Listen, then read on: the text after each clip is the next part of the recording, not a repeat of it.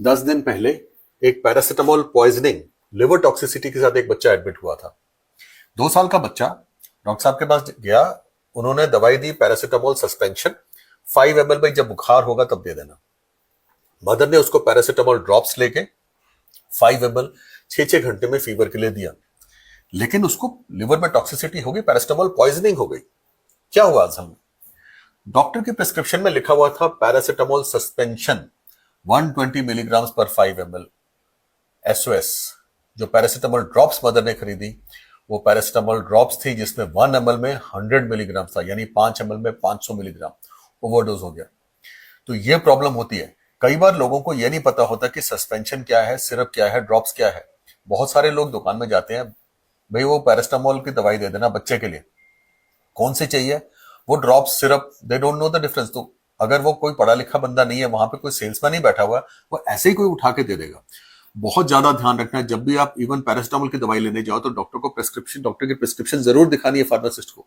उसको पढ़ के पता लगेगा कि कौन सी कंसंट्रेशन की चाहिए। मैं आपको कंसंट्रेशंस बताता हूँ। एक तो आता है Crocin paracetamol drops. Paracetamol drops में 1 ml में 100 मिलीग्राम होता है, यानी 5 ml में 500 mg। छोटे बेबीज में देते हैं, इसमें ड्रॉपर होता है, तो आपको पता चल जाएगा जिसमें ड्रॉपर है वो ड्रॉप्स है, और उसकी क्वांटिटी कम होती है, बहुत कम, ताकि छोटे बच्चे को कम देना पड़े। फिर आता है पैरासिटामोल सस्पेंशन, एक आता है 120 मिलीग्राम पर 5 ml, यानी 1 ml में 40 मिलीग्राम। एक और आता है 250 मिलीग्राम पर 5 ml। एक और आता है 240 मिलीग्राम पर 5 ml। सबकी कंसंट्रेशन अलग अलग है, इसलिए सबका डोज भी अलग होगा। और डोज जो हम पैरासिटामोल को बच्चों को देते हैं उनके वजन के हिसाब से देते हैं। अगर किसी बच्चे को ज्यादा मात्रा में पैरासिटामोल चला गया, जैसे मान लीजिए अगर किसी 10 किलो के बच्चे को अगर आपने 4 गोली 500 मिलीग्राम की दे दी, वो उसके लिवर टॉक्सिसिटी कर सकता है, कभी कभी लिवर फेलियर भी हो सकता है। सो पैरासिटामोल ज्यादा मात्रा में चले जाने से पॉइजनिंग हो जाती है वो।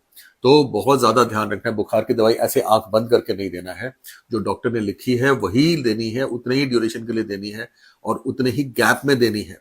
तो दवाई खरीदते समय बॉटल को ध्यान से देखिए, जो प्रिस्क्रिप्शन में लिखा है ये वही बॉटल है कि नहीं, वही कॉम्पोजिशन है कि नहीं। ऐसे ही बॉटल लेके देने से इस तरह के केसेस, जैसे मैंने आपको जिसके बारे में अभी बताया, ये देखने को मिलते हैं। तो उसको फिर मैनेज करना हमें हॉस्पिटल में एडमिट करके करना पड़ता है। अपना ध्यान रखिए। धन्यवाद।